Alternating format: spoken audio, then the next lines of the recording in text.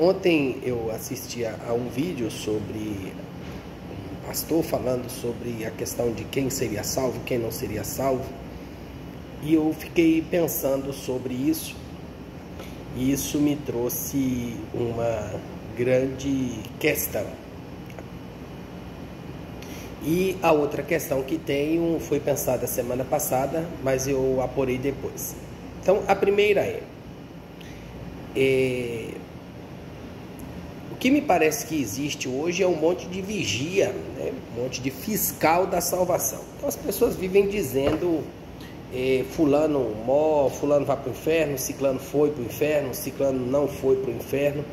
Inclusive assisti a alguns cultos fúnebres, missas e coisas semelhantes. E também ouvi um padre ontem falando sobre essa questão. E me indaguei, né? Como que se sabe quem vai para o céu e como quem não vai? Como que é possível saber disso? E aí eu ouvi um vídeo que eu achei bastante interessante, é que qualquer pessoa que julgasse o Dimas diria que ele foi para o inferno. E me parece que, de acordo com a tradição cristã, ou de acordo com as escrituras sagradas, para aqueles que são cristãos, é a única pessoa que há garantia absoluta de que foi salvo, né?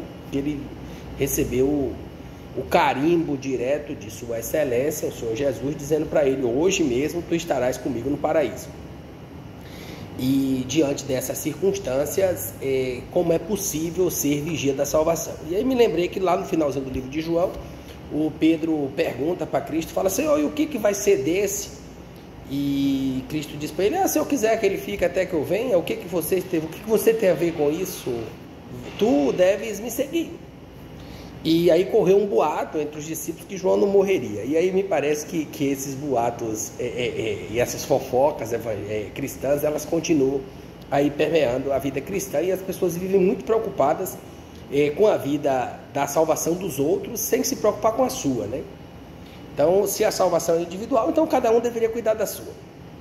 Então, acho que esse cargo aí, me parece que Cristo não deixou a ninguém, né? Que é um cargo de fiscal da salvação.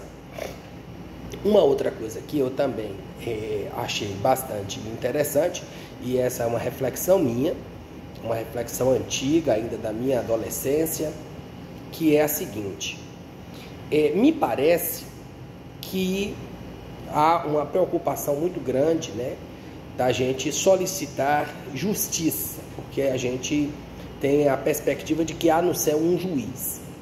O que me parece que é problemático, porque na verdade me parece que a pessoa que será o juiz, ele está na função de advogado. E aí me parece que no Apocalipse João propõe que as almas clamam por justiça, mas ainda o justo juiz ainda não exerce a função.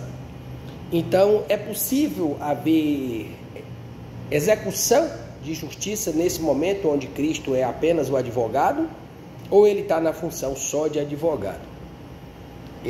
Talvez essa seria uma questão a se indagar.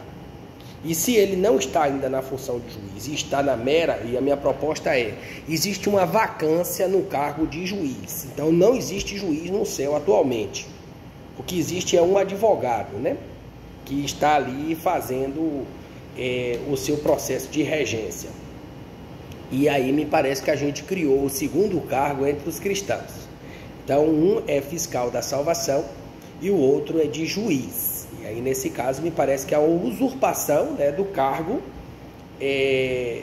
do futuro juiz, que ainda está no seu mandato de advogado, ainda está no seu processo ali de advogar. E aí me parece que as pessoas anteciparam o processo de querer julgar. E aí as duas perguntas que seriam bastante interessantes para ser feitas. Primeiro quem que te deu o juizado? Se Cristo é advogado, então ele não é juiz agora. E o segundo quem que estabeleceu o fiscal da salvação? E aí talvez seria algo para uma boa reflexão.